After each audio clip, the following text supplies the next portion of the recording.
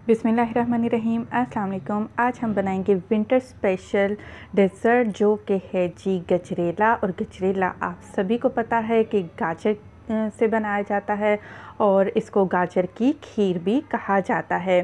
ये मेरी रेसिपी नहीं है, ये मेरी अम्मी की रेसिपी है। वो बहुत ही मज़े का गजरेला बनाती हैं और उन्होंने मुझे कुछ टिप्स बताई हैं जो कि मैं आपके साथ भी शेयर करूंगी। और ये गजरेला बग़ैर खोए बग़ैर मलाई के इस कदर मज़े का बनता है, आप यकीन माने कि ये बहुत ही टेस्टी बनता है। और हम इसमें किसी किस्म का कोई भी फ्लेवर और कोई भी ड्राई फ्रूट ऐड नहीं करेंगे। और जी गजरेला बनाने के लिए मैंने लिया है 3 लीटर दूध। फ्रेश दूध ले लीजिए या टेट्रा पैक ले लीजिए, कोई भी आप दूध इस्तेमाल कर लीजिए। और जी 3 लीटर दूध के लिए मैंने 3 पाव गाजर लेकर उनको कद्दूकश करके रख लिया है। और इसमें हम शामिल करेंगे 1 कप चीनी का, या फिर चीनी आप अपनी पसंद से भी कम या ज़्यादा कर सकते हैं। चावलों की अब बात आ जाती है तो खीर बनाने के लिए आधा कप आपने कोई भी चावल ले लेने हैं जो भी घर पे आपके मौजूद हैं। अच्छा, चावलों को क्या करना है, आपने 1 घंटे के लिए भिगो कर रख देना है। और इसकी मैं कंडीशन आपको दिखाती हूँ कि आपने किस तरीके के चावल लेने हैं।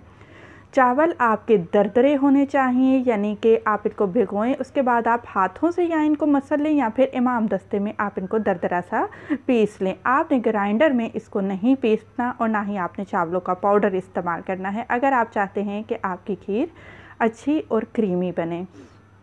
तो जी ये मैंने एक कढ़ाई ली है, उसमें मैंने डाल दी है गाजर और साथ ही मैंने चावल भी डाल दिए हैं। और चावलों के साथ ही साथ वो पानी भी डाल दिया है जिसमें कि मैंने चावलों को भिगो कर रखा हुआ था।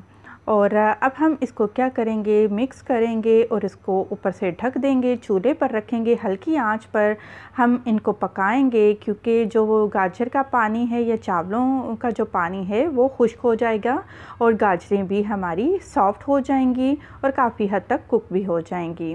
और ये देखें, मैं आपको दिखाती हूँ, ये पानी बिल्कुल खुश्क हो चुका है। अगर डायरेक्टली हम इनको दूध में डाल देते तो क्या होता, जो गाजर का पानी है या चावलों का पानी है उनको खुश्क होने में काफ़ी टाइम लगता। इसलिए मैंने गाजर को पहले ही इसका पानी खुश्क कर लिया है।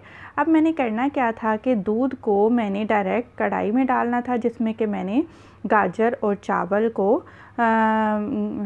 पका लिया था। लेकिन वो कढ़ाई, वो बर्तन मुझे खीर के लिहाज से छोटा लग रहा था, तो ये जो गाजर है वो मैंने दूध में डाल दी है और चूल्हा मैंने यहाँ पर ऑन कर लिया है।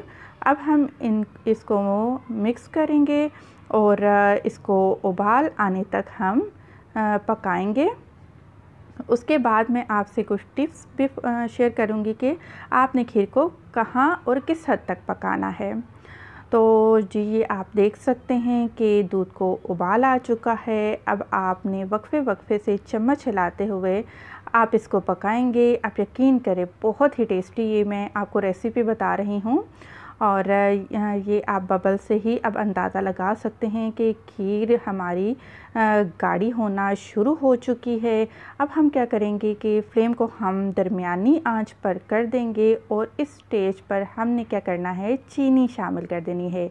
जब खीर गाढ़ी हो जाएगी तो हमने उसमें चीनी शामिल कर देनी है। चीनी डालने के बाद खीर दोबारा पतली होती है क्योंकि चीनी जो है अपना मॉइस्चर रिलीज़ करती है, पानी छोड़ती है, खीर दोबारा पतली हो जाती है।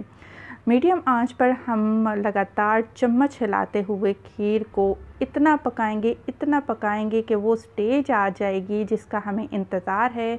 जी वो कौन सी स्टेज है जी, वो ये है कि खीर में से जो बबल्स हैं, गाढ़े गाढ़े बबल्स, वो उछल उछल के आपके हाथों पर आना शुरू हो जाएंगे। बड़ी एहतियात के साथ आपने इस स्टेज पर खीर को कुक करना है।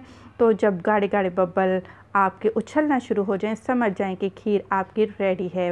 डिश आउट कर लिया है। बहुत ही ये क्रीमी बनती है, बग़ैर किसी एसेंस के, बग़ैर इलायची पाउडर के, बग़ैर ड्राई फ्रूट के। ये आप सिर्फ़ और सिर्फ गाजर के फ्लेवर के साथ आप इसको एंजॉय करिए। और हमारे यहाँ इसको गर्म भी सर्व किया जाता है, फ्रिज में ठंडा करके भी सर्व किया जाता है। और अगर आप इसका टेस्ट बढ़ाना चाहते हैं तो आप खीर को ठंडा करके जो घर की दूध की मलाई होती है उसके साथ आप खाएं या फिर दही के साथ खाएं। बहुत ही मज़े का ये टेस्ट होता है। वीडियो पसंद आई है ज़रूर लाइक करें। खुश रहें, दुआ में याद रखें। अल्लाह हाफ़िज़।